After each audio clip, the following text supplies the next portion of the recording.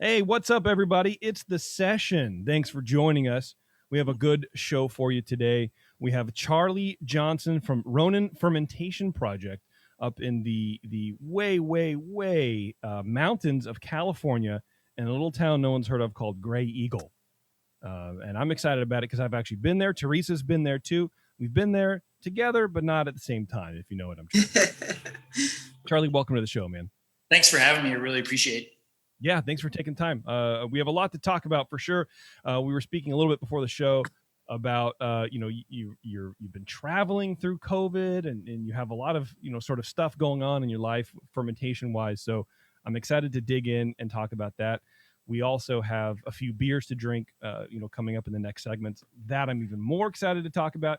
And then third, you do a lot of lagers, and that makes me the most excited to talk about, because the past 2 months have been like lager heaven. It's been the clouds have parted of the hoppy, hazy beers, and the ray of light that is lager has been shining upon my palate, and I appreciate it. Right. I just really want to, I don't want to let down all my friends in the Pacific Northwest. So that's why we're really giving her a go with the lagers. So you are a brewer that's under peer pressure. Not at all. No, I can read between the lines. But just no, I just it's a style. Stylistically, I love continental European beer. One of my favorite brewers in the world is Sean Burke, Fourlands Brewing in McMinnville. He used to be Von Ebert Commons. And okay. I remember I tasted that guy's beer and it kind of changed my whole life. Really? How long ago was that? 5-6 years back, maybe. Okay. Did you have Ronin yet?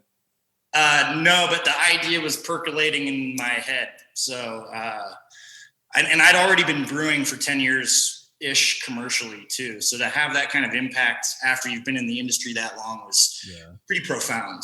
So that's nice, man. What did you get out of it? Was it just one of those like, wow, this is super clean, or was it a fermentation thing, or? I think so. You'll hear me say this probably a lot throughout our talk today. Is conceptualization. Okay.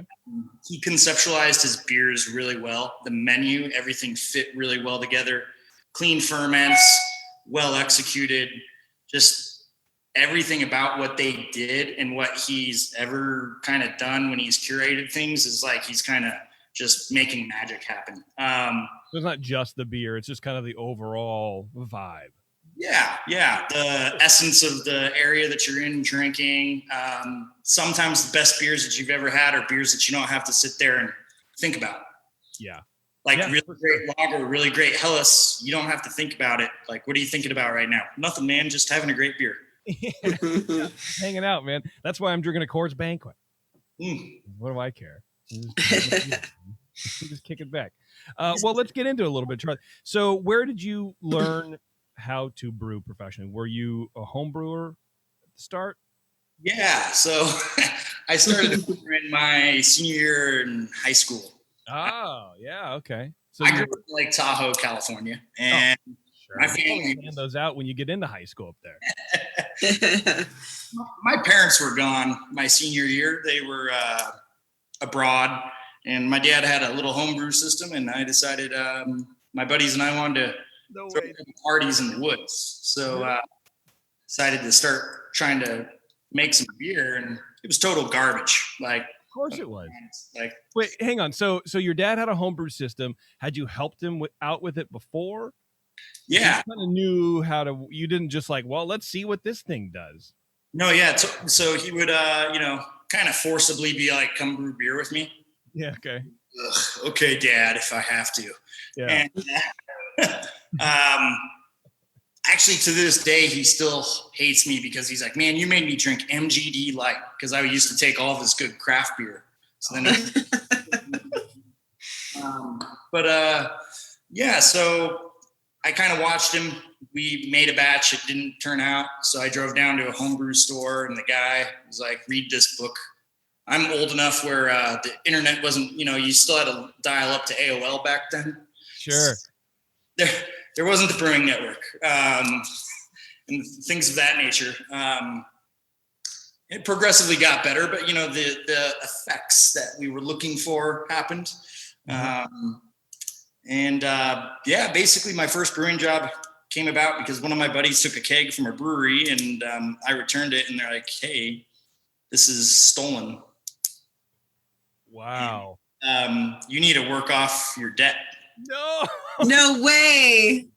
So they hired you because you returned stolen property? Well, they didn't hire me. They were like, "You have to work off your debt." And then I worked there for like a week or two, and the guy's like, "Man, you're really quick. Do you want a job?" And I'm like, "I don't want to say who it is." They hired an underage kid. Yeah. Sure. Well, they didn't even hire you. They forced you to do it, or they were going to turn you into the cops, or like. Yeah, it was the local sheriff, right? So, sure, yeah. Small town, right? He's like, "I know you. I know who your parents are." And I'm like, "Oh no, I'm busted."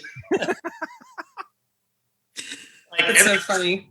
Like every brewer in the world's got this like elegant story, and they're like, "I went to Duman's, I went to VLB." I'm like, yeah, I got caught being a degenerate in the woods in Northern California. But then it's sort of Tahoe. I feel like there's two people. There's the people who drink, and then there's the tourists. Yeah, totally. That's kind of it, right? Yeah. So then I I cut my teeth working at I worked at BJ's first, which isn't that elegant, but we were on a 50-barrel brew house and pumping out a couple hundred barrels a day. So it was the school of hard knocks.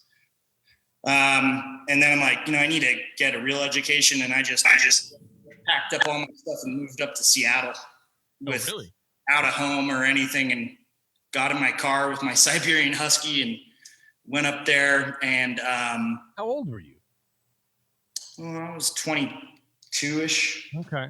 Then, That's wild to me, man. I'm trying to think back to when I was 22, Teresa, and I couldn't even imagine changing what grocery store I went to, much less leaving. Yeah. But what'd you do when you get into town? How does that happen? How do you land on your feet in Seattle? You don't know anybody, presumably. You have no place to go, and you have a largish dog. Yeah. Well, I was homeless the first 3 weeks, and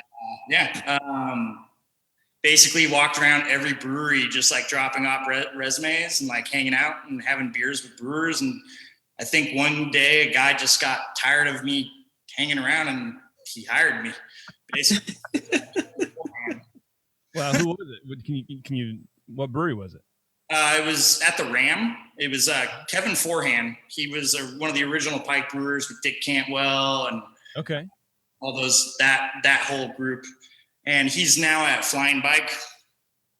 And I would actually say, still to this day, the most influential person that I've ever, in my brewing career that I've been with. But that guy, he was very bohemian. He lived on a boat and would come in and mix barley with coffee and have that for breakfast. And then I ended up going to college afterwards, and I got a microbiology degree and food science degree. Wow. Long story short. Went through a couple other breweries. Did anybody encourage you to go to school for that, or was it something that you thought you needed because you wanted, hey, I know I'm going to be in this industry at some point. I should probably, know what I'm talking about. Yeah.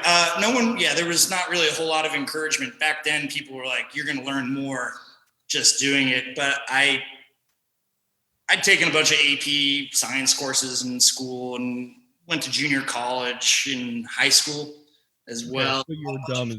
I was very autodidactic and liked to learn on my own anyway. So I finally was like, man, I need to know a little bit more about why 152 is a really good temperature for this beer.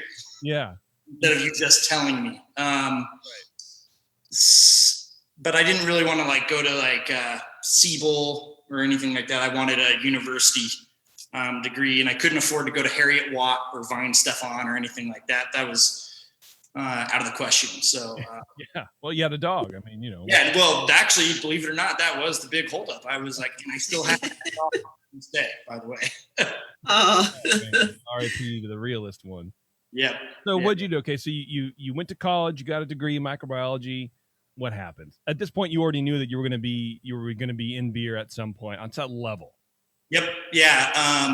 At this point in time, I'm like, I really want to be a QA QC manager at a big brewery. Okay. And I was talking with this guy, Tom Munoz, and Jen Talley, and they were both working at Red Hook at the time, back in the day. And they were like, don't go work at a big brewery. Keep on working at some smaller facilities and really hone in on what you like and start developing your palate and what beer means to you. And I think those three people were really influential in kind of my life, like totally. So like a lot of people have these stories about, hey, I'm this and I'm a brewer. I have nothing else. Like if brewing doesn't work out for me, I'm done. Like there's no other fallback. No, none. But you know what? I feel like that's, you're all the way in or yeah, I don't know. Or I don't even know how to finish that. I don't know. I think whenever you own a brewery, you are all the way in. Like we all are, it doesn't really matter if you have another career. It's like you're still in this 110%. Yeah, that's true. I guess I mean, if you have nothing else to fall back on, it's sort of the same. Even if you're working 5 different jobs to keep your brewery afloat, you're still in on everything because you can't afford to lose one thing. Yep. Yeah, that's why. But, so basically, then I ended up being head brewer at a couple different spots, nowhere of any acclaim, really. Right. And I ended up having ownership. I'm not going to name the brewery, but we won a couple GABFs and a World Beer Cup. And my business partners decided to sell our facility off to someone else. And on my way out, they're like, hey, by the way, you got to sign this 5-year non-compete if you want to get any money. Jeez. And I was like, man. I'm 28 then. And I was like, okay. How hard is that going to be to get out of? No problem. Yeah, right. That is really hard. Yeah, contractors, they don't actually mean anything. It's just words, man. Yeah, so then kind of reality set in on me, and I'm sitting there with my girlfriend, and she's like, you should, I'm like super depressed, and I'm like, now I can't work like in 5 states or anywhere where I live, basically, and an owner of an equipment manufacturer called me up and was like, hey, I need to open a brewery. We were going to build a brewery in Portland. Can you come build it for me? Because I just got done building a facility with this equipment manufacturer. Oh, okay. For my company. And I was like, yeah, sure, no problem. And that brewery is called the Brewatory. And it was Portland Kettle Works up in Portland, Oregon. Okay. And I built out this whole brewery in like 7 months, which is pretty tough. And that was like from gutting the building, pouring floors. Oh God. Yeah. I remember we had a party for CBC Portland to launch the brewery, and we didn't even have our license. The owner didn't tell me. And OLCC came in and shut us down in the middle of the party. It was like a complete disaster. Oh my God. Yeah. It was crazy, man. Details, yeah. Licenses. Who needs licenses? Yeah. How hard will that to get out of? I mean, that's, Yeah.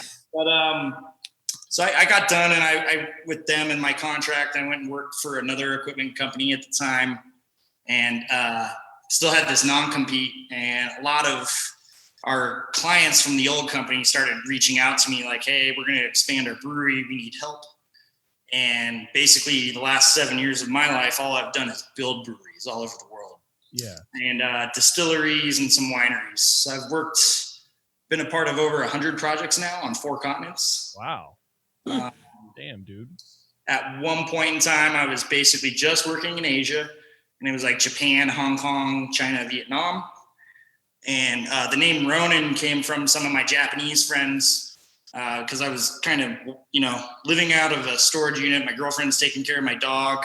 And I'm like, cruising around back and forth to all these breweries. And the guy's like, you're a Ronin. And I'm like, what's that? And he's like, you're a disgrace.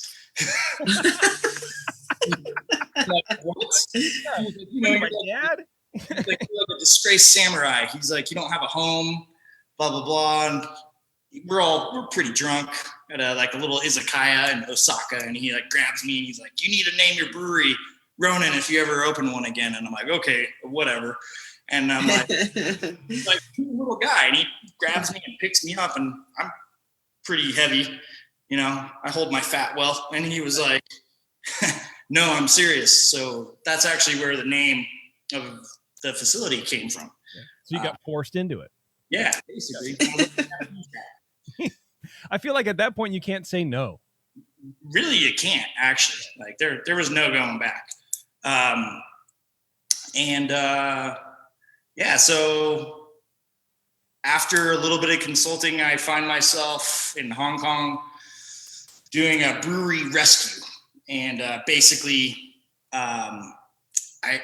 really famous American brewery ended up getting a brewery in Hong Kong. And for some reason, their head brewer was disgruntled and walked off the job. But while he walked off, he cut up the whole control panel and dismantled the whole brew house. And it was this very technical 6-vessel German decoction system. And this guy was like, hey, you should call this guy. He's like Batman for beer. I get this random. He grabbed you and said, if you ever open a brewery, you should call it Batman for beer. And he vomited on you. You're saying, sorry, that spot's taken.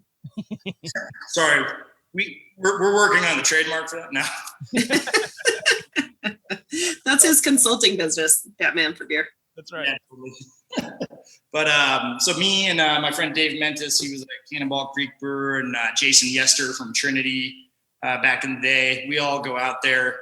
We fix this whole brewery and end up running into the people that I now, besides Ronin, Ronin's my side project. I'm the head brewer for a brewery called Guaylo out of Hong Kong.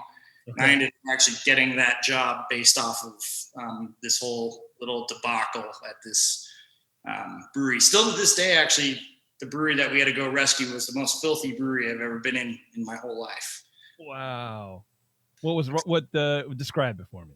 Well, I'll describe one thing for you. So we finish up like the day, and there's also a massive infection. So we go out with like a mobile PCR lab, which is a way to detect basically a bunch of different organisms. I don't want to get too deep into the science of it.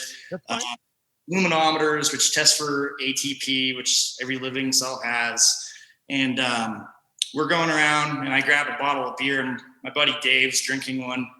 And I look in the bottle of beer in the headspace, and there's a mayfly flapping its wings out of the beer.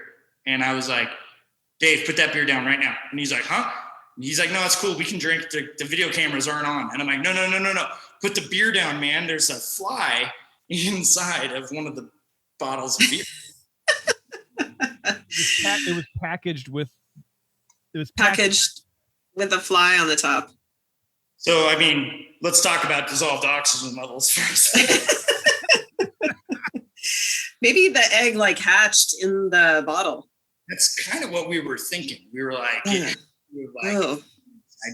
it was Jason went to school and took ornithology. I think that's how you pronounce it. And he was like, that's a mayfly that had to grow in the bottle. And I'm like, ooh. Yeah. Whoa. That is pretty crazy. Suddenly homebrew doesn't seem so bad, like the worst homebrew infection I've ever had is not comparable to that. I couldn't do that. So you are the Batman for beer. So you've been rescuing bars, and you've been setting up places, and you've been running all over the world. Yep. And then you got this job that you currently have. Gaiju was the brewery name? Guaylo. I'm sorry. I hope I didn't say anything like offensive when I said Gaiju, but Guaylo. So what is a Guaylo Brewing Company, I guess is what the... Yeah, it's the Guaylo Beer Company. So we're based out of Hong Kong. So actually during the pandemic, we've had to go over there, quarantine for 2 weeks, and How is that? Tell me a little bit about that process, because that freaks me out. I mean, I don't even go to the store. So there was like 5 people on the airplane first and foremost, and they were all like U.S. government type folk. And I had to get a special, basically work visa just to get over there. Somehow these guys pulled off the visa for me to come. Wow. To this day, I still don't know how. We brew all the beer for Cathay Pacific Airlines as well and stuff like that. So it's a Cathay flight I'm on, which is cool. And we get there and armed guards meet us and they take us straight to this like government hotel. I'm using air quotes. Okay. And for those listening that can't see the live feed, and for 14 days, no Netflix or anything like that because it wasn't like a nice hotel. You're just sitting there reading books that you brought with you, doing push-ups and burpees because your room is 5 meters by 3 meters. It's pretty small. God. Oh my gosh. You're like in prison for tax evasion, right? Like one of those those country prisons where you can still play badminton, but you can't leave. Yeah, totally. Like this is what I imagine the white collar guys go to, right? Like, exactly. I'm like, this is very fitting since I'm like the whitest human ever. But what time of year was that? It was last April. Last April. Oh, so like that's right at the wow. Yeah, that's right. Crazy. They would even let you in the country. I guess things weren't quite as bad as they are in the States. Well, it was quite then. It wasn't like it hadn't peaked yet. So I actually never got back to that project. I did go down to Mexico a bunch for another consulting gig, probably about 12 times during the pandemic. I actually did catch COVID once while I had a quarantine with COVID before I could come back, which was brutal as well. So here's already like you've lived like 4 job life cycles, right? You already have, but so what was I don't know. When you're a consultant, do you bill for that 2 weeks of quarantine? Yeah. Hell yeah. First of all, hell yeah. Second of all, like you basically make a whole brewer's salary in 2 weeks. So yeah, dude. I was like, the juice is worth the squeeze at this point in time. For sure. And then when you caught COVID, was it a bad case? I was asymptomatic. I didn't even know I had it. Oh, okay. Oh, wow. This was down in Mexico, and the facility, we would get COVID tested every day. Wow. And randomly, I get a text message one night, and they're like, Carlos, you have COVID. And I'm like, nah, man, that's a bad test. Let me take it again. Comes up positive again. And you're like, uh-oh, okay. You had to sit and write it out. Okay. Text the brewers at Ronin and be like, hey, I'm not going to be back. Had a friend from Sierra Nevada. Actually, he came up and helped out at our brewery while I was stuck down in Mexico with COVID, which was nice. But, yeah. So, yeah, that whole time we were actually operating this facility too. So. Okay. Wow. Yeah. So when did you open Ronin? Technically we've been open for a couple of years. But this facility here, we got C of O the day California went into lockdown last year. Cool, man. Yeah. Good timing for everything. Perfect timing. Yeah, it's not like the first. Go ahead. I was like, I'm actually sitting in our unopened tasting room right now because we're still waiting to open it. Oh my gosh. I thought you could under certain. Yeah, we can. The 2 other breweries in our area are open right now. Totally go up and check them out. The Brewing Lair and Quintopia. They make fantastic beer. I'm weird. Back to that concept thing. We were waiting on a custom draft tower from the Czech Republic to show up and a couple other things. We went very heavy into trying to be this, well, what I would say is like we're a very Northern Californian style brewery, but we have continental European roots. So we tried to put elements of that into the tasting room, and we've kind of just been truthfully taking our time because we do sell a bunch of canned and bottled beer right now, and we sell out every weekend. So I figured, what's the rush? Yeah. I feel like, because you're talking about Ronin being a side project for you, and I think that's a good thing in this case because there is no rush. But I feel like if it wasn't a side, like if you were depending on this for your income or whatever, not that you're not, but you know what I mean? It would be more like I don't care if people sit on pallets, like let's get the doors open. Yeah. And I mean, kind of nice. So for me, qualities, like I always try to put forth the best quality that we can with the resources we have available to us. Mm-hmm. Kevin Davies said this on your show a couple episodes back. A great brewer can make great beer on any equipment.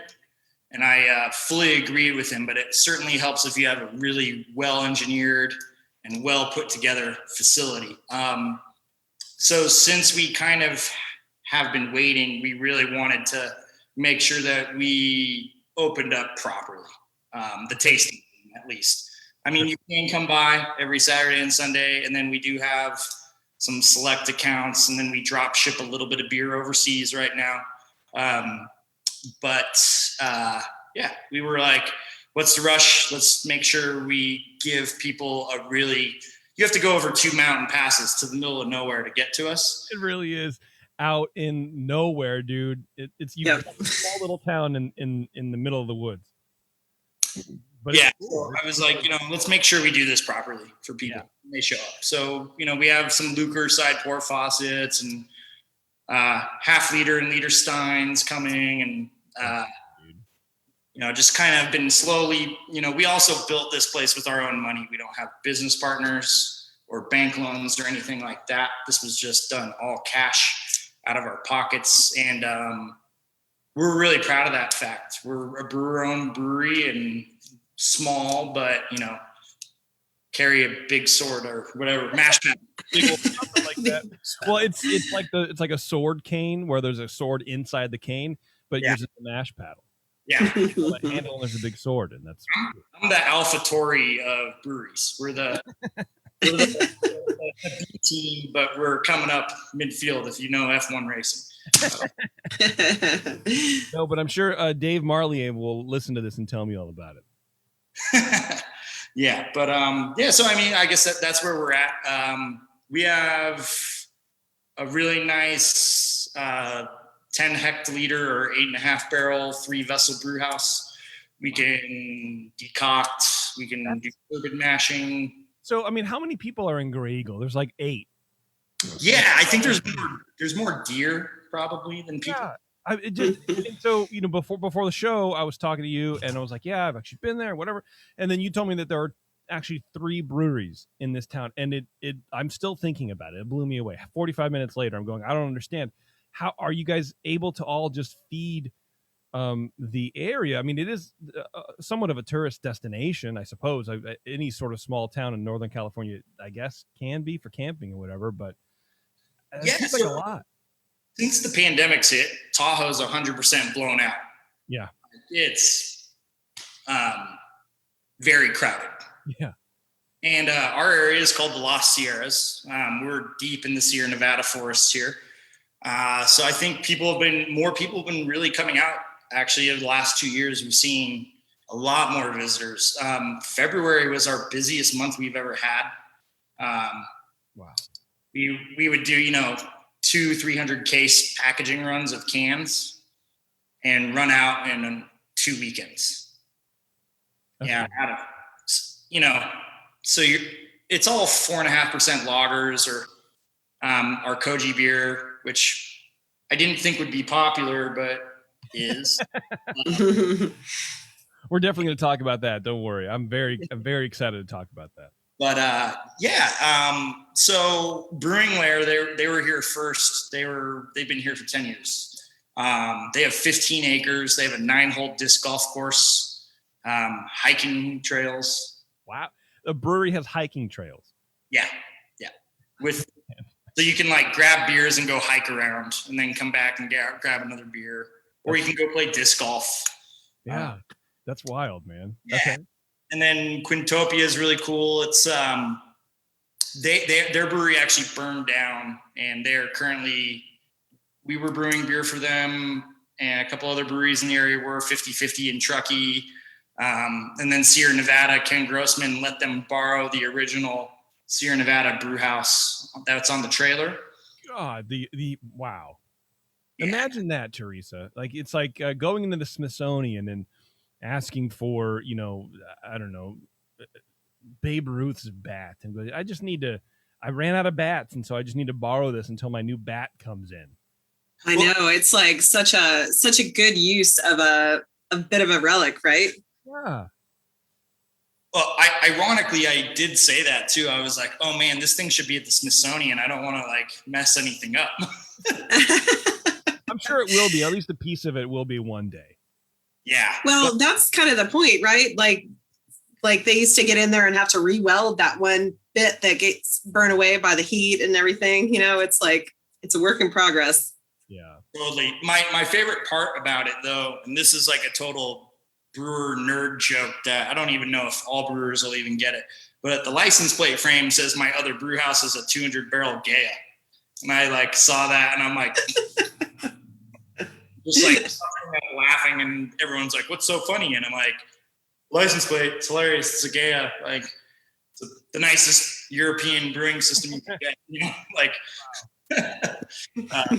Yeah, they got a sense of humor over there for sure. Yeah, but just really cool that the Sierra Nevada family is able to continue to give back to brewers still to this day. They're so influential and amazing. Like,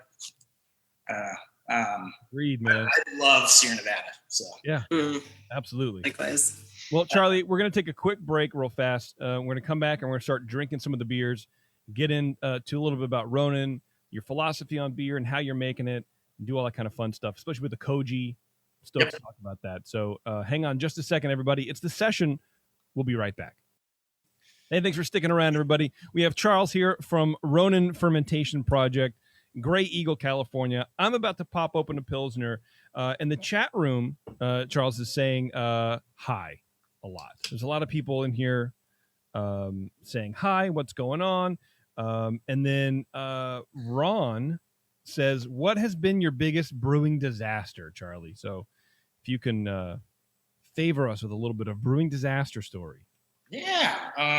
It's a good question. I think that's one of the better questions we've gotten in the chat in a long time. I like that. Really good. Okay. Biggest brewing disaster ever. This is a fantastic one. I got to turn my hat around for it. It's so good. Oh, God. It's actually was one of my first solo consulting jobs too. It was up in Washington on the coast, and it was a mid-level size brewery, so like 5 to 10,000 barrel brewery. And we were installing a new production facility for them, and it was the first day of brewing, and the glycol chiller exploded, but they'd installed the glycol chiller on the roof above the brewery. And all the glycol rained down through the roof on top of all of us, all over the floor. The line ruptured, and the guys from Brussels Beer Project I'd invited over because they were randomly in Seattle, and I ran into them. I'm like, come out to this project I'm working on. So there's all these Belgian brewers, and everything just died. Like explosion. And so the glycol is leaking on top of the brew house into the lauter tun, into the kettle. Oh my God. Dump the batch. Oh, it was bad. That was probably, I mean, if you can quantify some of these things, like that's probably pretty big. Yeah, that's like a 9 out of 10 disaster. It was like you probably had to take like 4 showers to get all that glycol off. Yeah, I'm pretty sure it was like a $60,000 or $70,000 loss. Oh God, crazy. Yeah, so 2 brewer salaries. 4. That's wild, man. We just get free hats and t-shirts. That's true. Yep. True. All right. Well, do me a favor. Tell me about this Pilsner. Let me hold up the can here. The can art is beautiful. It's great. Thank you. A little, almost like holographic, but a little shimmery thing going on there. Yeah, we were trying to kind of capture the Lost Sierras with the can a little. So Alpenglow is the name of the lager, or it's a German style pils. It's all Barca pils. It goes through a 4-step mash. We do a 137, 149, 158, 172 rests. try to only get beta amylase, really managing our rests. The mash out's super important for us to make sure we keep a lighter body. This is solo Barca Pilsner from Weirmann only. And German Tettnang only. 75-minute boil. Hops, large doses at 60, large dose at 45. And like, I'm sorry, I'm a metric brewer. It's a 1/4 gram a liter. So that's maybe a 1/2 pound or like 1/3 of a pound at about 5 minutes before flame out. Okay. Since we're so remote, CO2 is really expensive for us to get. So we spooned and krausened all of our beer. Okay. Spooning, if you don't know, is old school European technique. It's a little pressure relief valve that you can screw down and adjust how much pressure comes out. And for a home brewer, you'd see your airlock on the fermenter bubbling away. For us pro brewers, it's a little stainless guy with a little glass cup full of sanitized liquid. And you can set the volume pressure and it'll bubble off whatever you don't want. Oh, nice. This beer, since we are in the middle of nowhere and we're really small and we don't expect to ever really move a lot of beer, it's a passion project. We do have horizontal tanks and we move the beer over at like 40 Fahrenheit and we re-krausen the beer or Spice. Technically, we're not pulling high krausen. We're taking the original wort from the original brew day with some fresh yeast. And we inject it into the lagering tank and let it re-ferment. And then we slowly cold crash it and it sits for about 8 to 10 weeks. Wait, so you have the original brew day, then you take off a certain portion of the wort to effectively carbonate. How do you keep that wort from not? Yeah, so we put it into a little like a specialized brink that has been steam cleaned, and it's sent in hot, still out of the kettle, boiling hot. Okay. And it has a vacuum relief valve, so it won't pull a vacuum. And we just move that into our cold box, which is a very ghetto cold box that came off a crab boat. So like when I say our brewery is pleasantly ghetto, we have a full lab, but our cold box came from a crab boat. Hey, you know what? I think that's just the right place to kind of skimp on dollars. Yeah. So like, quality, and then, cold is just cold, but quality. Yeah, right. Don't worry about the crab blood on the side of it. That's cool. So we basically take that original wort and we do PCR it. So we do lab test it to make sure that nothing's growing in it before it goes back into the tank, of course.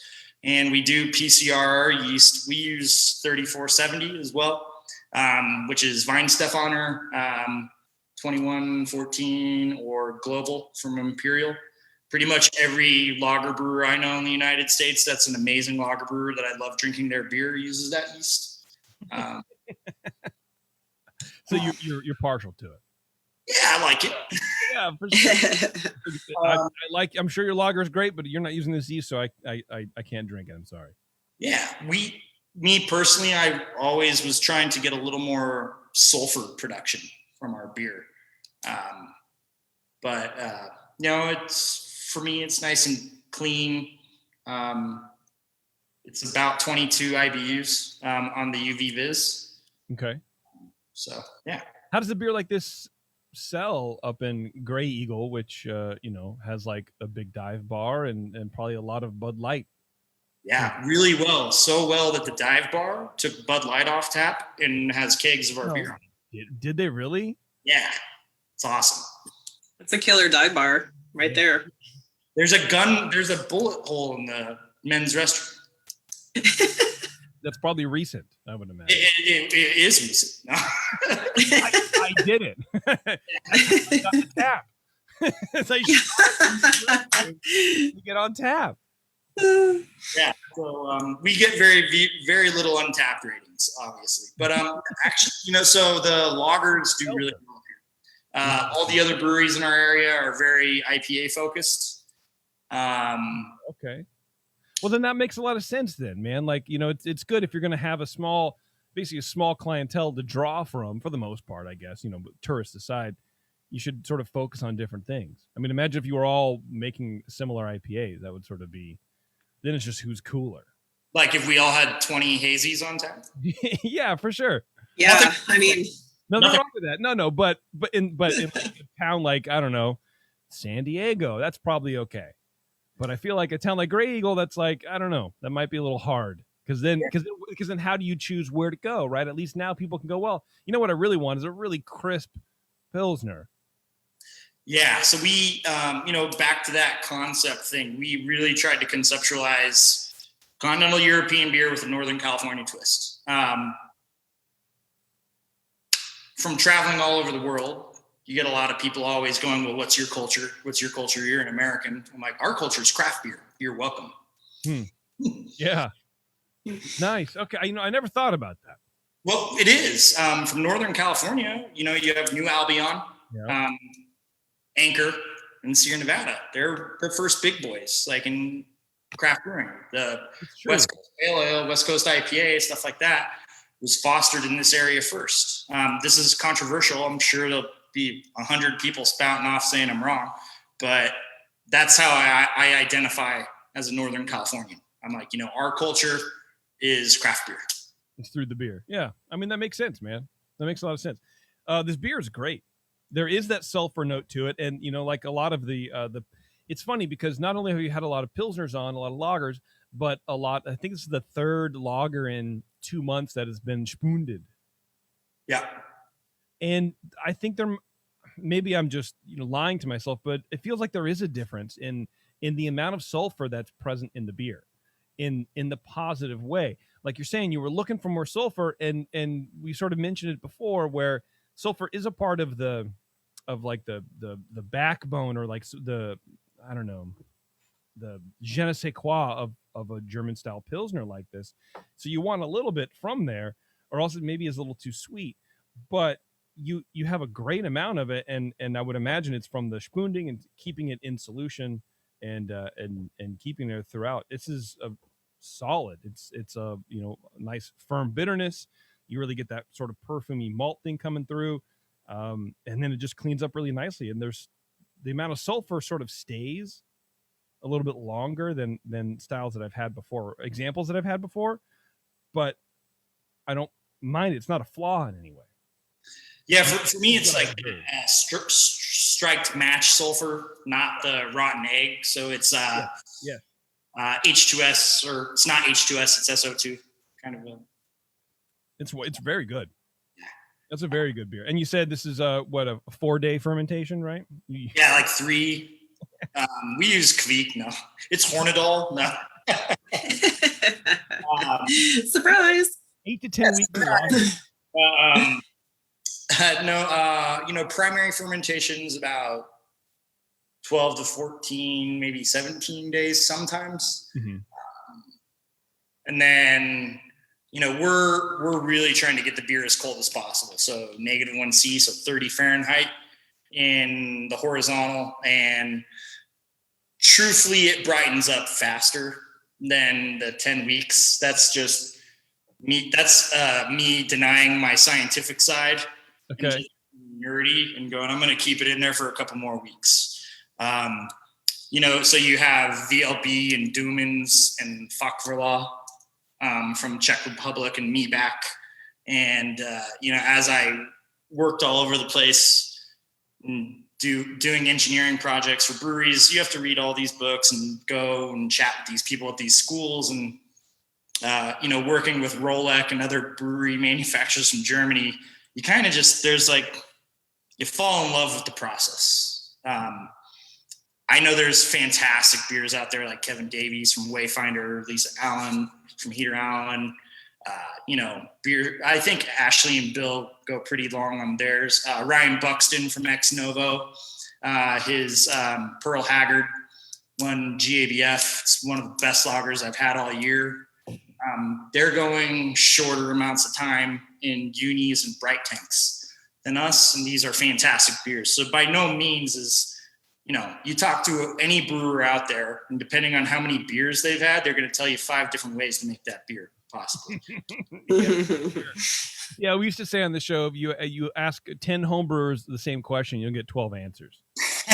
Same thing. And I feel like the more you learn about beer, the sort of less you think you know, if that makes a lot of sense, because like you said, you're traveling all over the world and you're interacting with people that you necessarily wouldn't have interacted with if you had stayed in Seattle or Lake Tahoe or whatever. And I feel like it sort of gives you a lot more tools in your toolkit to kind of pull from for something like this, which sounds obvious. Like, no shit, JP. Like, of course, this, knowing more stuff makes you know more stuff. But I think in beer, it's a little bit different. It's a little bit less of like an engineering thing, a little bit more of like a brewing from the gut kind of a thing. 100%. The more I know, the less I know. Like every day I'm like, I need to wake up an hour earlier and read an extra hour every night. And this is almost year 20 in the industry. So I'm like, somebody was like, oh, I saw you in some beer magazine article. And they're like, how's it feel to make it? I'm like, what do you mean make it? We haven't made anything. I put all the old awards we've ever won. I hang them over the toilet in my house. Don't be too proud. Well, the beer industry, we're really, what have you done for me? Yeah.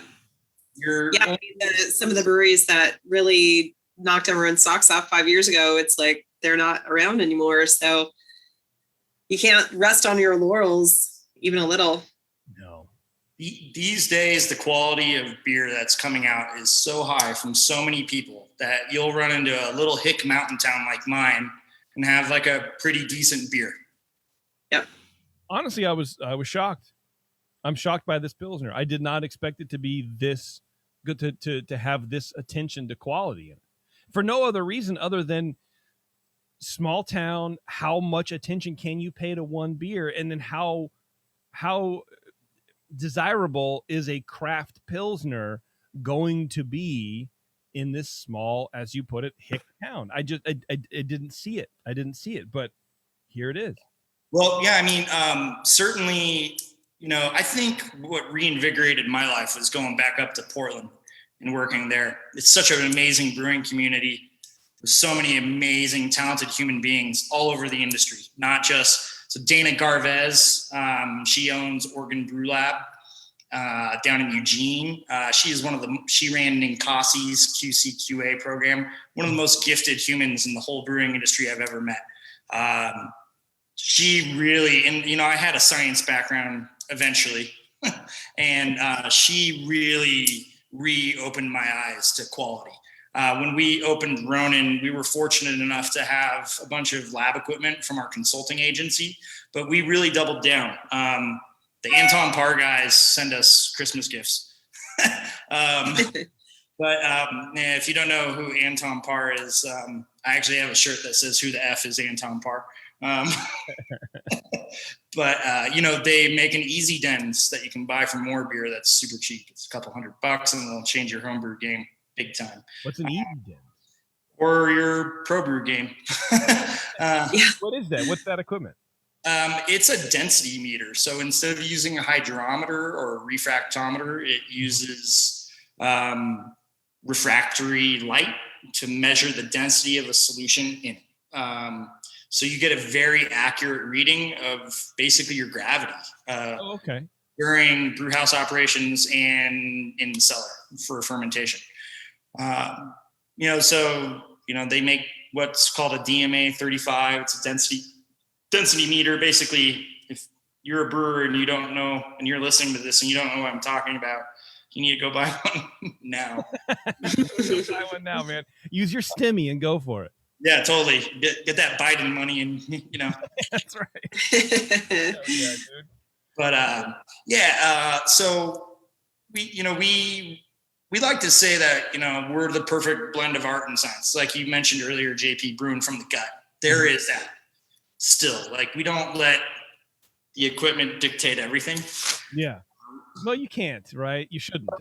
I always tell people if you're going to paint a painting and you know how much like zinc oxide is in white versus like how much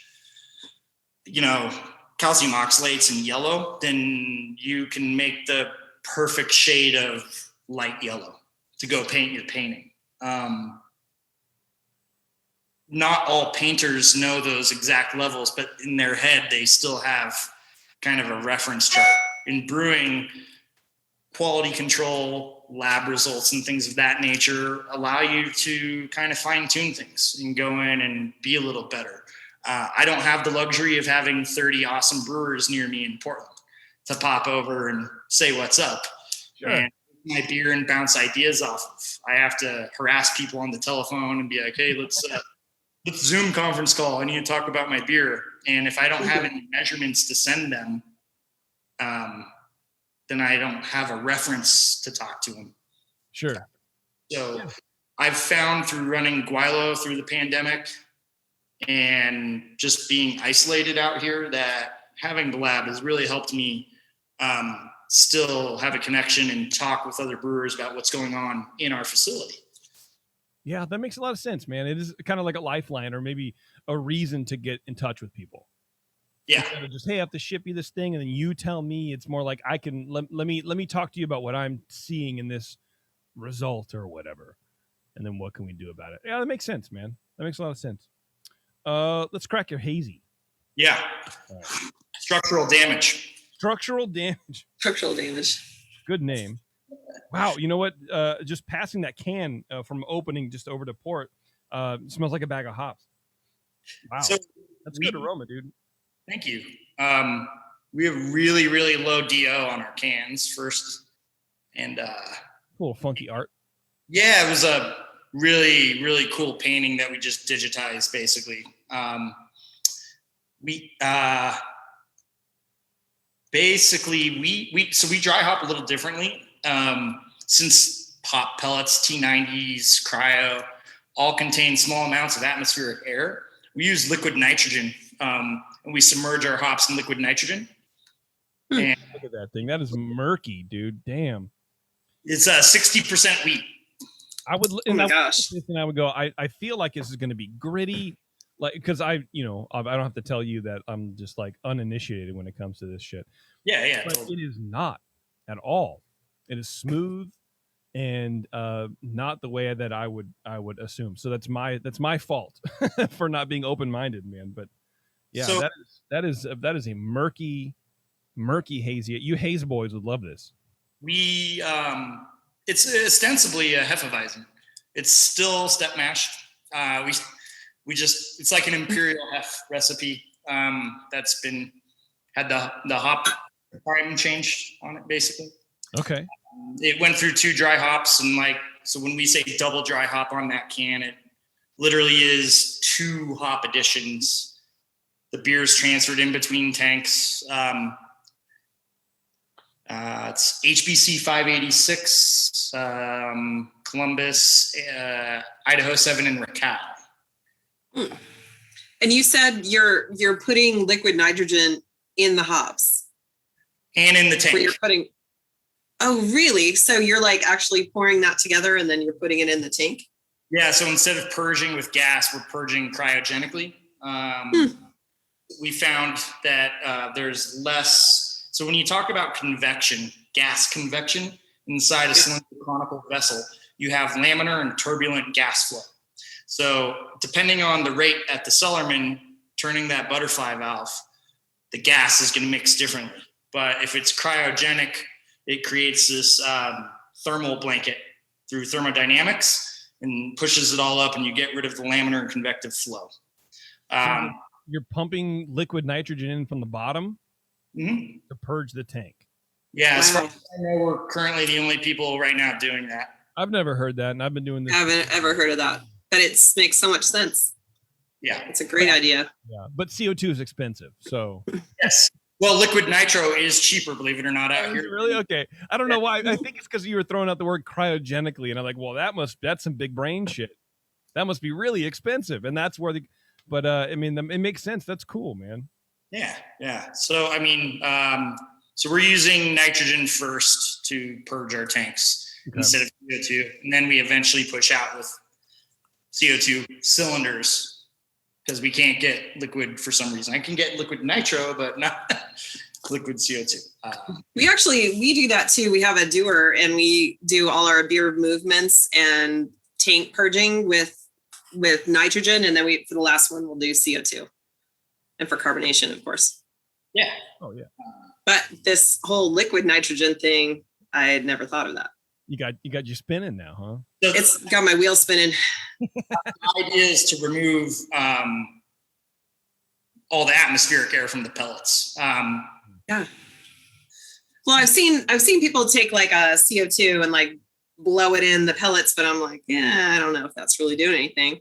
Yeah, no, we actually did DO checks on our bags of hops, and saw like crazy amounts of dissolved oxygen, and we would see 100, 200 ppb pickup in wort or in beer right away. So why that's a big deal is now we start talking about hop creep, diacetyl, over attenuation, things of that nature that now are out of our control. Typically we do add our hops in during fermentation, so we get organoleptic biotransformation ish. We could have a whole nother 2-hour conversation about how much of that really occurs versus hop lots and things of that nature. Nick Ziegler could go off about that. Hop and brew school, you'll totally learn about that. Yeah. But so we were really just trying to minimize some of those things. We also started working with Berkeley Yeast. They have a couple of really cool yeast strains where they removed, I believe, the ALDC gene. I might get that wrong. So the precursors for our diacetyl never form. So between these two processes, we were able, on our dry hopping, to get like more like that fresh hop pellet flavor versus, which I think, JP, I don't know, you might want to double check me on this. Are you picking up more of like a fresh like pellet aroma, or what are you grabbing off of it? Well, just specifically when I opened the can, it was definitely like a brighter hop pellet, like sort of when you open the bag. Yeah. You know what I mean? Where it's not vegetal material, but it is sort of the essence of, maybe the nitrogen that's like in the headspace of the bag. When you pop that open, it kind of hits you like, oh man, it was very bright and crisp. And then, as the beer warms up, or it off gases, or both, or whatever, it's very, very tropical. I mean, it honestly smells like a tequila sunrise, or like some sort of like mixed drink, like a tropical.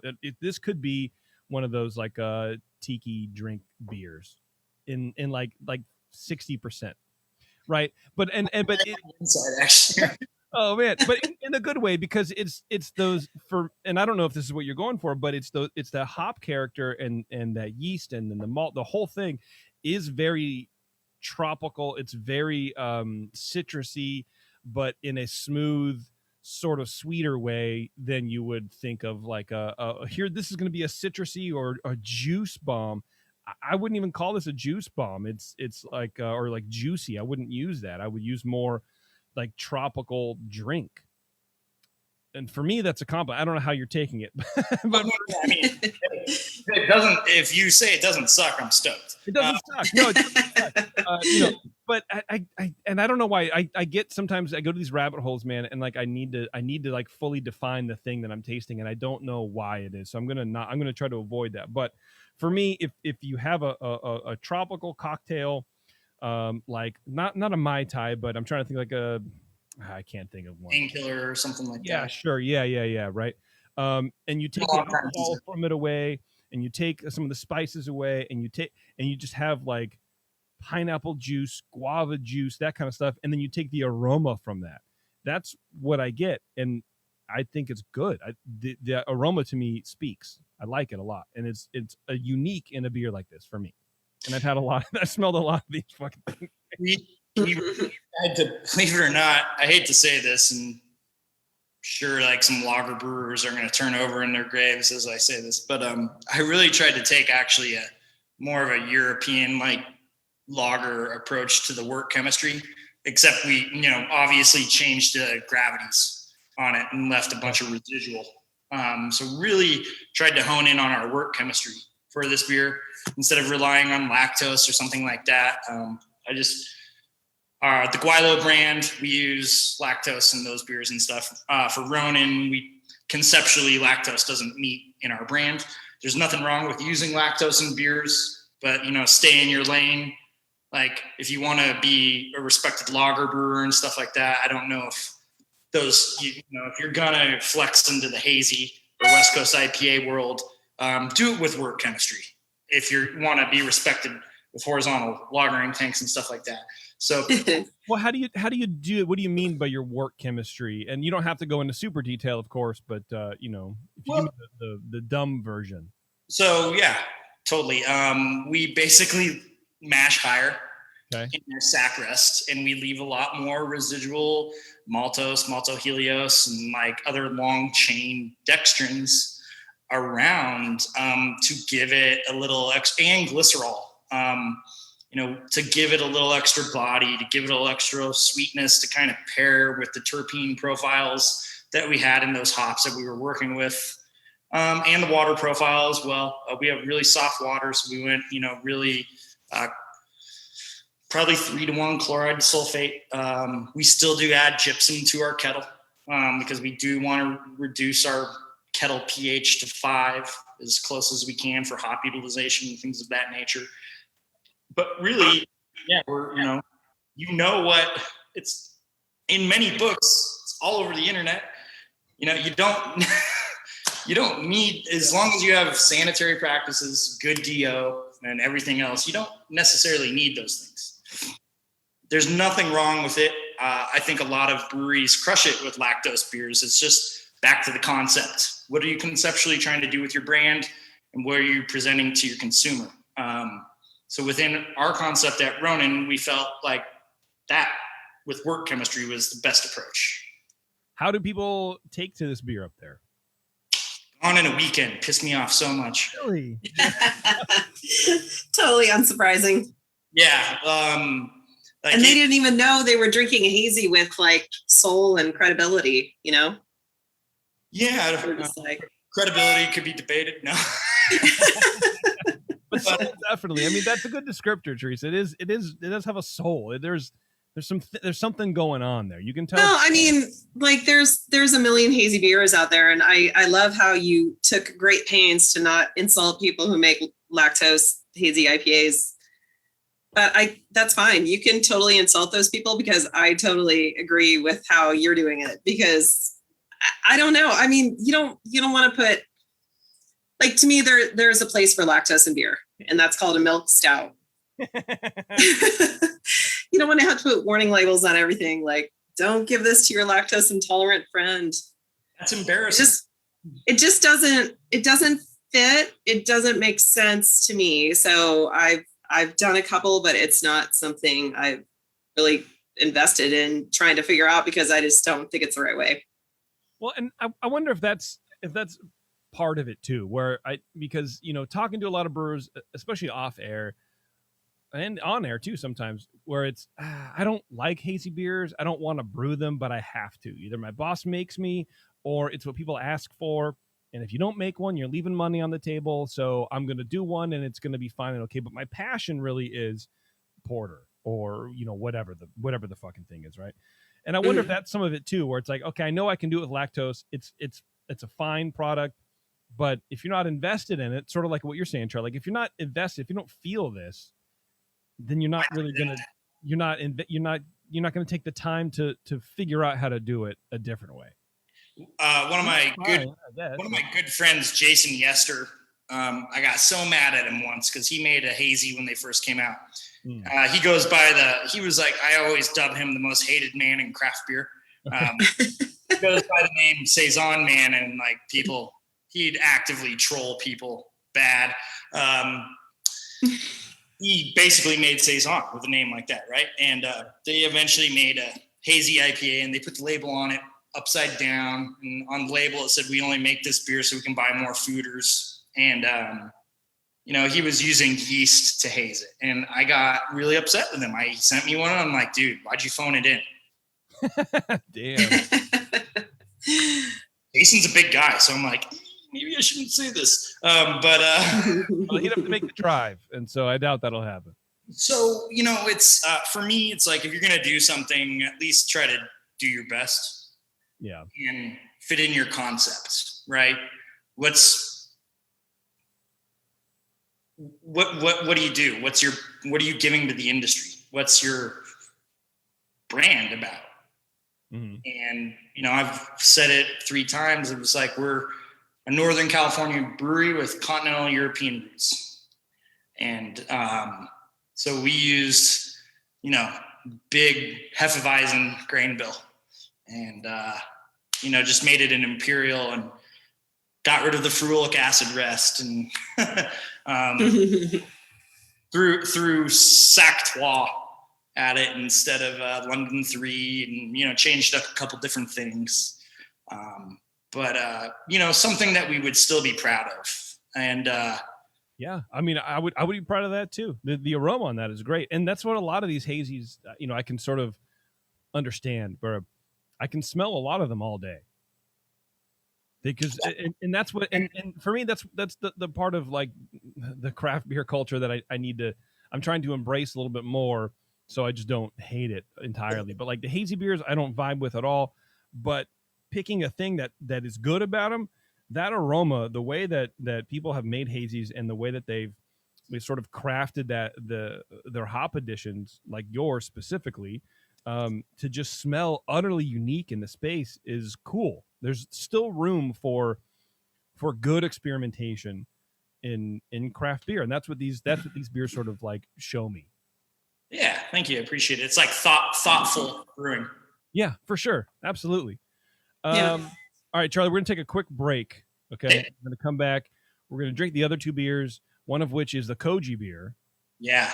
So to talk about that. So following that from Josh Hembree, who bow down, that guy's God. Yeah, that was it was really neat to learn about a little bit about that beer, and then coming right off that show too. So if you guys listen to that Setting Sun show, some of these terms will probably be a little familiar to you. But anyway, hang on, everyone. It's The Session. We'll be right back. Hey, thanks for hanging around, everybody. It's The Session. We are about to wrap things up. Well, I say about. We have another full segment to get through. So don't push stop just yet, folks. We're here with Charlie from Ronin Fermentation Project, and I have 2 beers in front of me. One is a West Coast IPA, and the other is Koji beer with raspberries. And I'm going to guess we're going to do the West Coast first. Yeah. Right? Okay. That's a really quick note on this. This beer came about because of a really cool Facebook group. If you're not in this Facebook group, you need to go join it ASAP. All right, what's it called? West Coast IPA is dead. Okay. I love it. My really good friend, Corey Welchel, he's a beer buyer in the Bay Area. He was hanging out with some of his friends down at Modern Times. Fairly Cute. Yeah. Because West Coast IPA is dead, right? Right. One of his buddies at Cloudwater Brewing went on Twitter and literally wrote West Coast IPA is dead about 4 years ago during the middle of the haze craze. And I don't know. So he kind of took it upon himself to start a Facebook group, and he's really good friends with the North Park Brewers, Green Cheek guys, Kevin, Michael Hunziker up in Grains of Wrath. A bunch of really good brewers are in the group, actually. And so we all kind of took it upon ourselves to redefine the West Coast IPA. So we I can't take credit for it. I want to say Green Cheek Brewing came up with the California style West Coast. So our West Coast IPA that you're trying, JP, is all Barca Pilsner, again, Byerman, and that's it. And it's been step mashed like a Pilsner, just okay, like a West Coast IPA.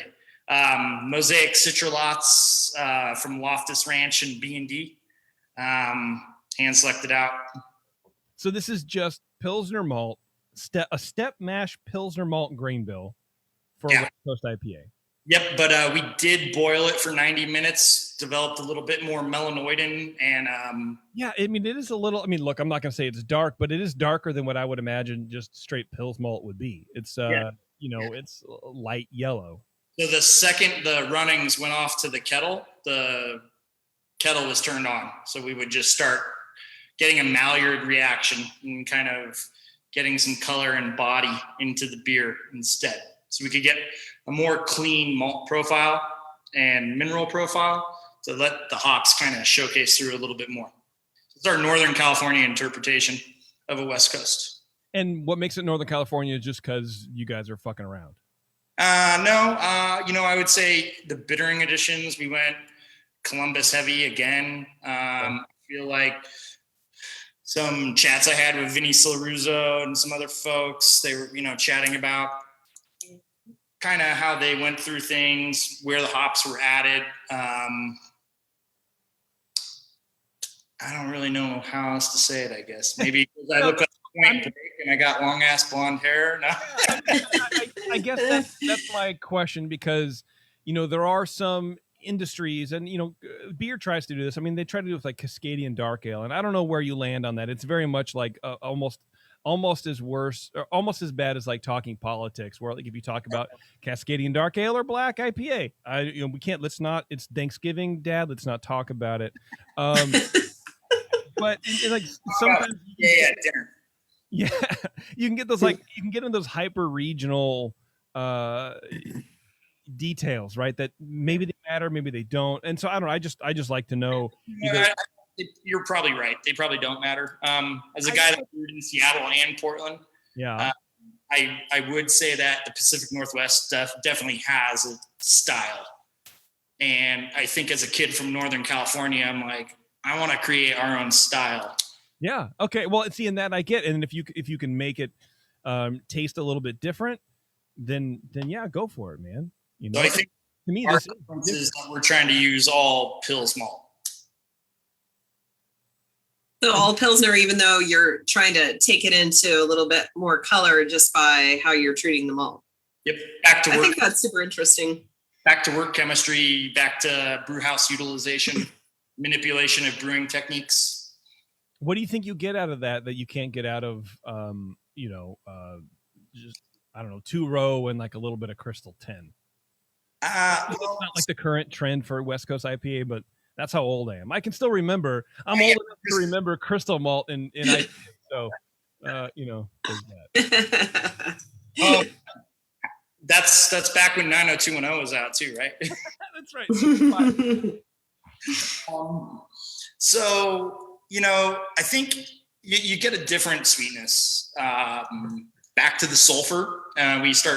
We want to go really deep. We can talk about polyphenol thiol interactions with the hops and how you get aromatic components coming out during biotransformation. So when hop polyphenols, grain thiols, and hop thiols all combine during fermentation, you're going to have a lot of different interactions.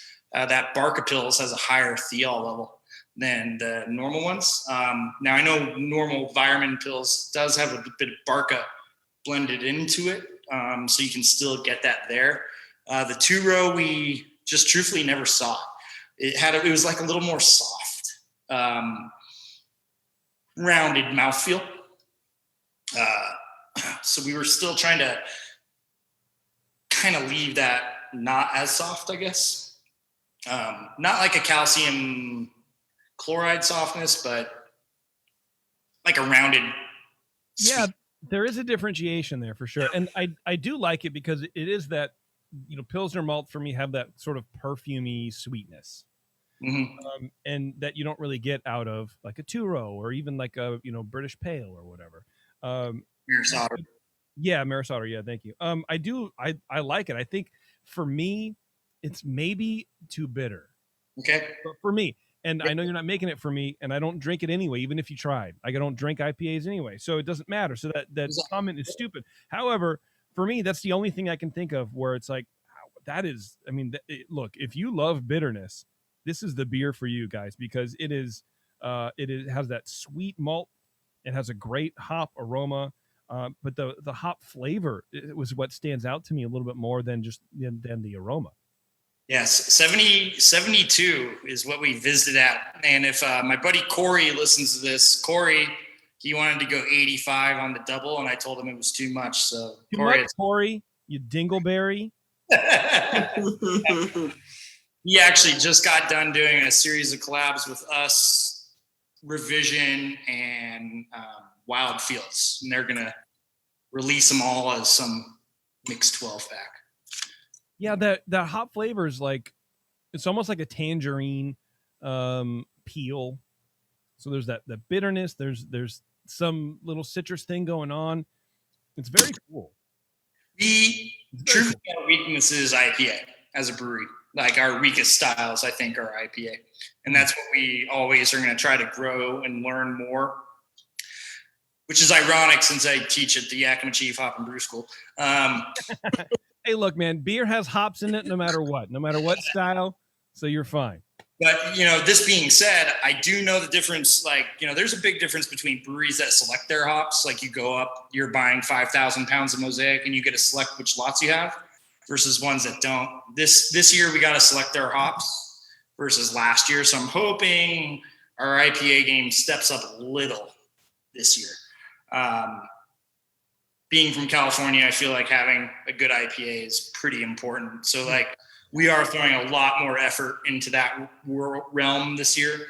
This last year, we were very, very lager focused, and we're not going to lose that, but we brought in some staff members that are a little more schooled in that region, I guess, than me. Hopefully we get better. Yeah, well, look, man, there's I wouldn't say there's a ton of room for improvement for sure, because they're tasting pretty good, and like I said, we taste a lot of IPAs on this show over the years, and some of them stand out and some of them don't. No offense to anybody, because look, an IPA is still an IPA at the end of the day. But yours, these do have this. There's something to it, man, and I think especially for this one, for the Fairly Extinct, it's the flavor hops is what I'm getting the most joy out of. Okay. I was like, truthfully, it is our weakest part of our portfolio. So that I can tell. Yeah.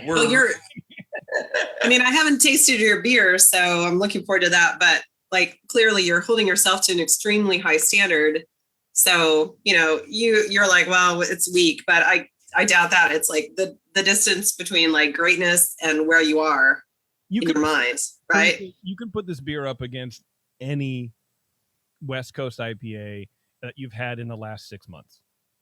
Well, I could just tell by the way you're explaining your beer that you clearly know a heck of a lot more than most of us about what you're doing. So I'm looking forward to tasting it.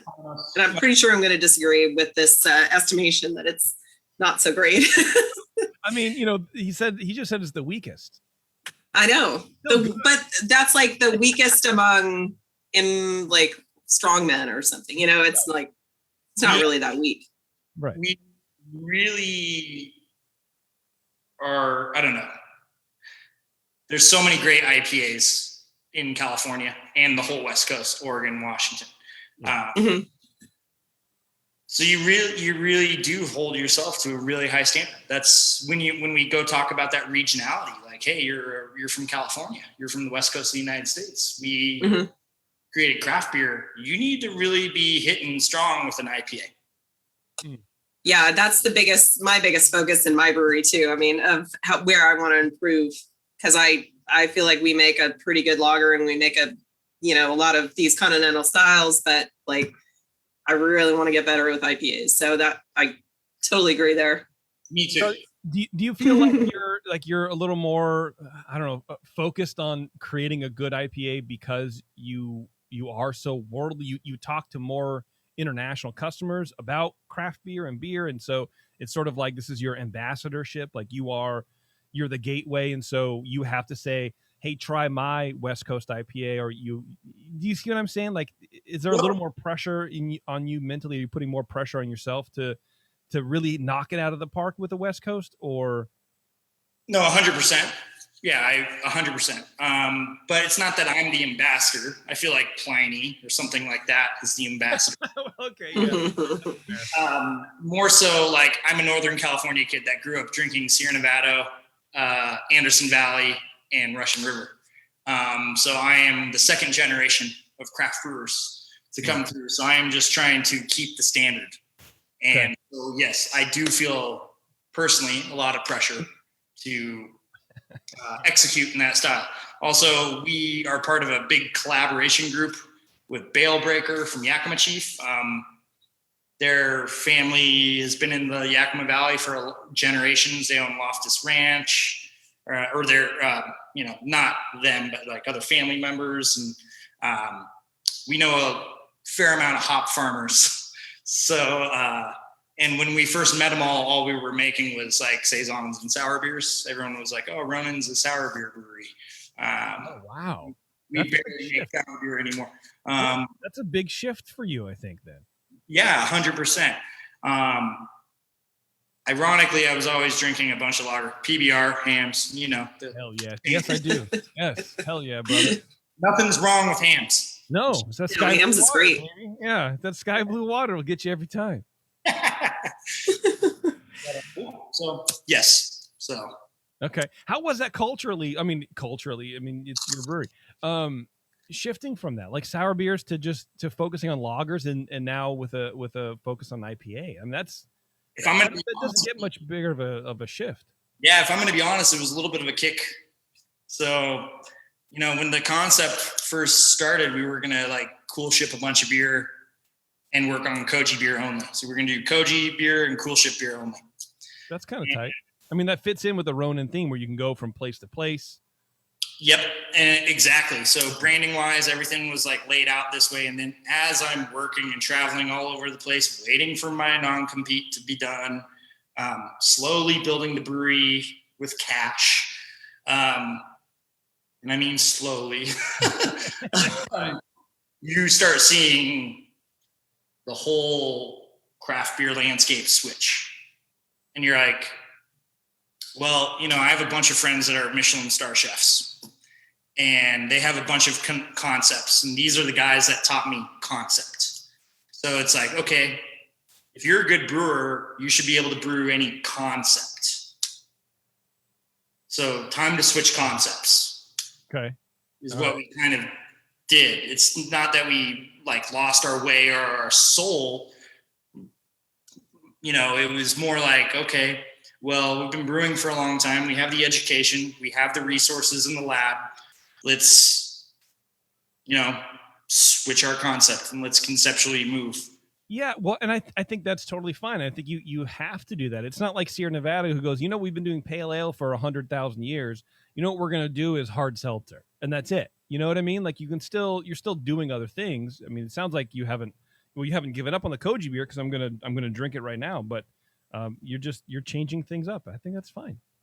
Yeah. I mean, we're never going to give up on the Koji one because we're way too invested in that process. Yeah. Well, it's cool too. I haven't had it yet, but I'm going to crack it open right now. It's called The Multiverse Lives. Check out this label. Your artwork's great, man. I like it. Yeah. So we can the name, the label, and the recipe all get conceptualized at the same time. Really? Yeah. Why? Yeah, I'm curious. That's the only way to make everything fit together because we do so many. Each beer lives on its own. Okay, so you go, you know what? I want to do a new beer. So like you just released a beer. I just painted a portrait. Okay. The way I look at it. So it's not a beer. It's out. Each one should live on its own. The craft beer consumers changed. They aren't brand loyal. They just go into a bottle shop and they look and they buy one can or one bottle and then they buy 6 different things. So every beer we make conceptually lives on its own by itself. That's kind of, I get it. Yeah. I get it. I like it. Don't disregard that for a lack of passion or anything. It's the complete opposite. We're trying to respect each style. Well, it's a concept. Every beer is a concept for you. And I mean, I guess that does that does make sense. At some part of my brain, I do like to compartmentalize a lot of things, where if I'm going to do a thing, I'm going to think about this, whether it's editing the show or researching the guest or doing something for, my other shows or whatever. You might as well just do it all now. So do it all now so you can stay in that headspace. And, it just depends. Sometimes, especially as a home brewer, like other craft breweries, like, I want to brew a Pilsner, so we'll do this and we'll name it later. And that's fine too. But that's just not what you're doing. Yeah, and I mean, we do stay within certain boundaries. To take it in mind, at the same point in time, I'm working on Guaylo, and we're doing 8 quarterly releases with that brand. Wow. 4 for the Northern Hemisphere, 4 for the Southern Hemisphere. So at some point in time, my brain's like, you have to compartmentalize. So like Ronin literally is a passion project, 100%. Every beer that comes out, like, we're deeply passionate about. Well, I think it's cool because if it is a passion project, you can allot time for this. Yes. Yeah. Where I think like Teresa, you probably understand fully where it's like, I want to make this beer. Let's just do it. And we'll figure it out. Cause I have 1,000 other things to do with this brewery. Well, and every time you put out a beer, like, it really has to have a name and a story and something that ties it all together. Like, I get that. I think not every beer that we make is a name that I really believe in and I'm invested in deeply, but a lot of them really are. Yeah. But do you go back and rebrew these beers and keep refining them? You do. That's good. I mean, because I think that's something that's getting lost in the shuffle a little bit in the craft beer world right now, is like, brewers seem to not try to go back. They don't try to go back and do something and make it better. They just keep making something new. And I think that's a mistake. I think we should all go back and like really try to make that beer the best it could be. And then if you want to leave it behind, that's fine. But like, don't just like every week make something new. Yep. So, I mean, yes, so much so that we started on the little 2.5, 3 barrel brewery for, like I said before we moved here. That's still up, and that still is brewed on a lot. And beers are made over and over, and sometimes never even see the consumer. Sometimes we lab test them and then dump the rest down the drain. Wow. Just to fine tune something. I hope my girlfriend doesn't watch this. You can only drink so much beer yourself, right? Yeah, that's right. She owns 50% of the brewery, so she might be a little upset. No, she's fully aware. But of course, yeah, of course. She's the boss, actually. She's CEO of Ronin. I am not. Oversees everything. I have a smaller role. I am the janitor and brewer. In that order. Yeah. First. Always clean the bathroom first when you come in. Smart. Right? Very smart. Well, let's talk about the Multiverse Lives. Koji beer. What is it? Koji, right? Sorry to interrupt you. If I feel like the listeners should pause and go back to the last episode and listen to Josh Hembree from Setting Sun Sake. Josh is a genius, far more smarter than I am. Wish to be at that guy's level one day. But as I was working in Japan, I had the very blessed chance to work with some of the best sake brewers ever in the world. And as we were hanging out, we started watching their process, and I'm like, oh my gosh, you guys are developing acidity. You're, not just converting alpha amylase. If people don't know what koji is, it's Aspergillus oryzae. It's basically rice mold, or mold that grows on rice. There are many forms of koji molds or Aspergillus. They use them in miso. They use it for shochu, which is a Japanese distilled liquor. Soy sauce. Koji is a beautiful organism.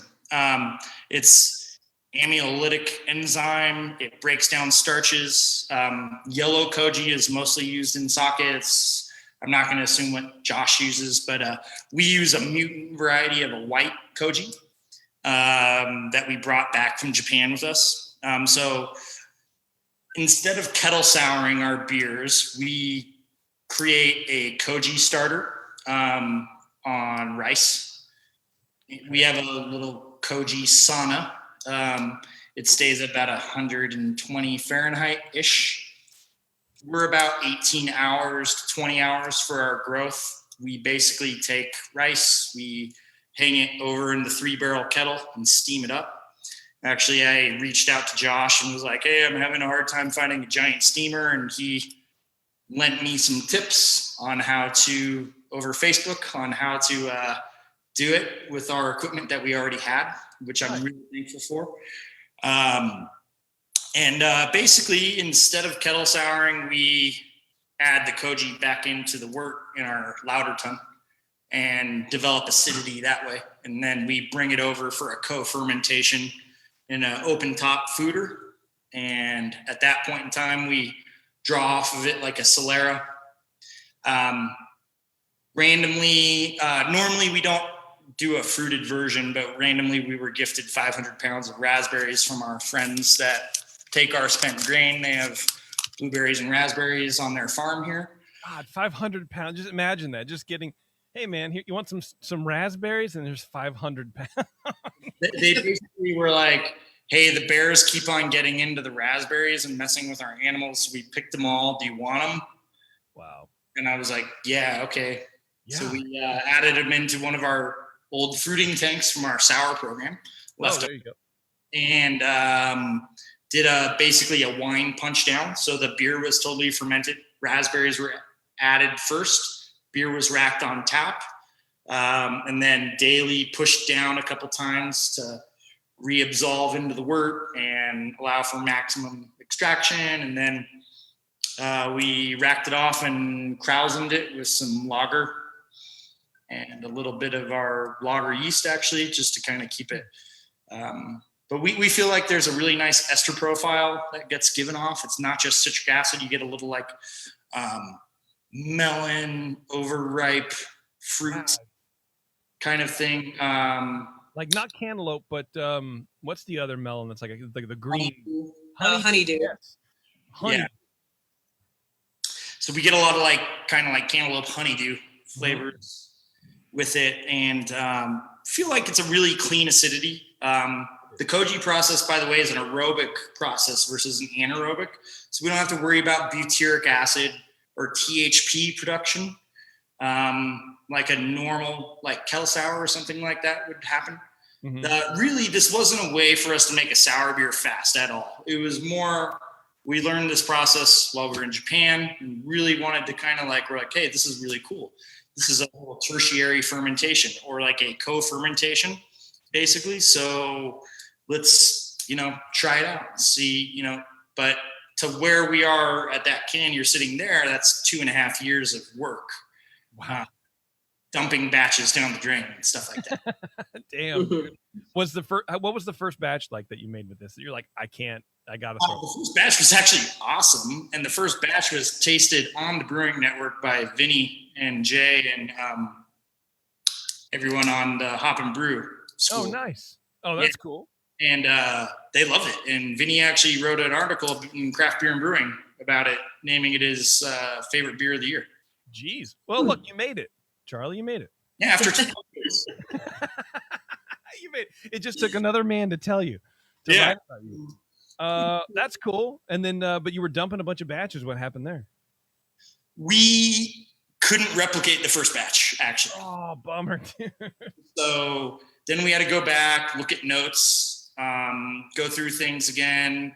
Basically, the first ones were made in 500-liter puncheons, and then we upgraded to foeders. And then we quickly realized that surface area to volume totally changed the ester profile of the beer because of hydrostatic head pressure being put on the yeast. So then we went back to fermenting in puncheons, and then the beer came back to what it was.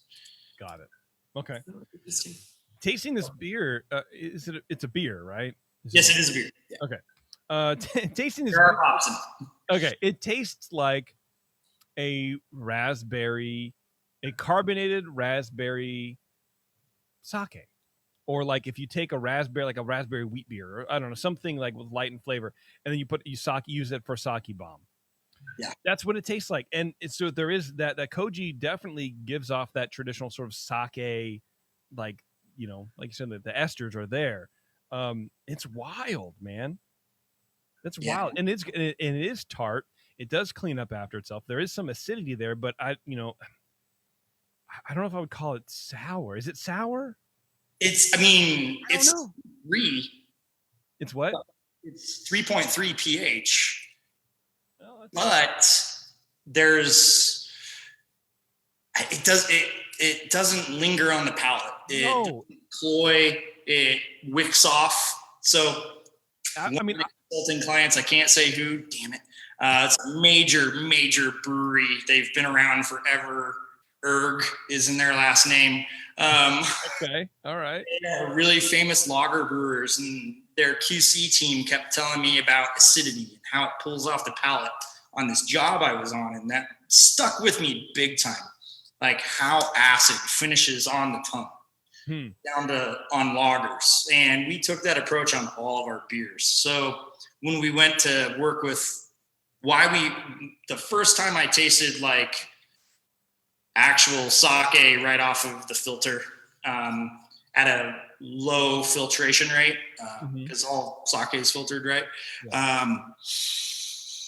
It had this really beautiful acidity and ester profile, but it didn't sit on my tongue. And that's when I had this like blow up mind moment. And I'm like, we should really try this in beer. It took me a whole week in my head before I approached one of these guys about what I was thinking, because I didn't want to insult them. Sure. Like, I was like, I am going to bastardize thousands of years of tradition. Well, and that's what I was talking to Josh about on his show. It was like, I call it cultural appropriation, but he's a sake brewery, so it's not really the same. But he did speak upon the tradition of the sake brewers and bringing it over and advancing it into like the West Coast ideal. It's not claiming to be what a traditional sake would be, but it's the West Coast version of what he's trying to do, right? So maybe that's sort of what you're talking about too. Like you can still take inspiration, and you're sort of using it in a different way. Well, but before I actually asked them for any koji, I'd come back with some of our spontaneous fermented sour beers or wild beers. And this is 6 months later or something. And I'm like, hey, so this is what we're working on right now. And I want to find a balance between what you're doing and what I'm doing. This is Josh. I remember to this day, this guy, he's got a Netflix documentary about his family. It's called The Birth of Sake. They're super famous. This is who you were talking to? Yeah, we're sitting there at the sake bar in Tokyo. I'm so drunk, and I'm like trying to amp myself up to ask this guy for his koji strains. Yeah. Little did I know that it was actually easier to get than I thought. But I'm still sitting there, going through this process in my head, and I'm drunk. And the guy, I call it gaijin smash. Like gaijin is like outsider in Japanese. Okay. I get up and I'm way bigger than everyone, and I knock over a table of sake on Miss Sake Japan. Like, and just like totally embarrass myself. And I'm like, oh, I'm so sorry. They just like think it's hilarious. And then I'm like, okay, I come back from the restroom and I'm like, guys, here's my idea. And they're like, oh yeah, no big deal. And I'd like just worked myself up for 6 months for nothing. Oh man. But so I just fell in love with sake while we were out there, but I knew that my education level wasn't on the level to be able to replicate sake well, to a level that I respected. I love setting sun sake. I think it's gorgeous. It's an amazing product. Yeah. Can do what Josh does. So I kind of came up with a hybrid with what I thought was going to be attainable for me, and to kind of speak to the journey we've been through over the last 5 years. Yeah. I mean, it tastes good. It encapsulates all of that, like you said, especially knowing your history about being from sour beer. You know, it's that it rides that tart sour beer line where it's more tart than sour, if that's even a thing. But the raspberries are there, of course, and which are hard to do, in my opinion. You know, I've had a lot of raspberry flavored beer, and it's not always easy to get like, oh, this is a definable raspberry flavor. But that koji with the it sort of, you know, invokes the sake. This is cool, man. Yeah. I was like, I hope you can try one day the unfruited version. That one I really wanted to send some, but we were like 3 days behind on canning. And when Bevo sent me an email I was like, hey, like, we got to send the beer now. I can't. No, it's perfect, man. I'll arrive cold and, you know, went right into the fridge. So, and I appreciate what you sent. And yeah, one day for sure, man. That'd be great. Yeah. But ironically, all the old people up here love it. And we have like revolts when we run out of it. They're like, what do you mean you're out of koji beer? And I realized it is sort of like super tart rosé wine kind of vibes. So we realized that it was very approachable to people that weren't beer people. Yeah. So they were like, and then they felt like they were part of the cool kids club or whatever, because it was something new that, you know, and then they would, I don't know, we have the demographic that likes it is totally outside of what I thought. Like, I was like, we're sending all this beer to Hong Kong. Like, this is whole pallet. We're not going to send it, sell it. That's what you thought. I was 100% wrong. I think your girlfriend's in the chat saying that she's watching you, by the way. Uh-oh. Yeah. So there you go. When you said, I think it was back when you're like, I hope she's not watching. She said, I'm watching, Charlie. I'm not going to say. Yeah, but she's fine. I'll look at her profile. She didn't say she broke up with anybody yet. So perfect. I was like, I don't have to sleep at the brewery tonight. That's good. Well, that might not be. That might still have to happen. Yeah. Charlie, thanks, man. I really appreciate it. We'll let you go. We're gonna wrap things up. But thank you very much, man, for sending the beers. I really appreciate it. And this is great. And again, man, damn, I wish I knew when I was up in Grey Eagle that you were there, because I definitely would have stopped by and probably never left. Yeah, well, we'll be here next time. So okay, yeah, for the next wedding, for sure. Well, I'll send my nephew your way for sure. They go up there all the time, and I'll make him drink a bunch of Pilsner. Cool. Well, we'll make our way down one day. Yeah, that'd be great. Yeah, when we open up, definitely come on back. We'll get you on the show proper and get you in the studio, and we'll nerd out on some beer stuff. Love it. Thank you so much for your time. Really appreciate it, guys. Yeah, thank you. Thank you, everybody, for listening to the show. Teresa, thanks very much for coming on and supporting me on this journey through Ronin Fermentation Project. It's my favorite thing, of course. Yeah. I haven't seen you in a long time, man. I know. I miss you guys. I really want to see you all in person. I know. When you guys are ready, just put me in, coach, because it'll just be. I don't know. We'll see. I'll be trying to hug you, and then I'll be like, I'm sorry.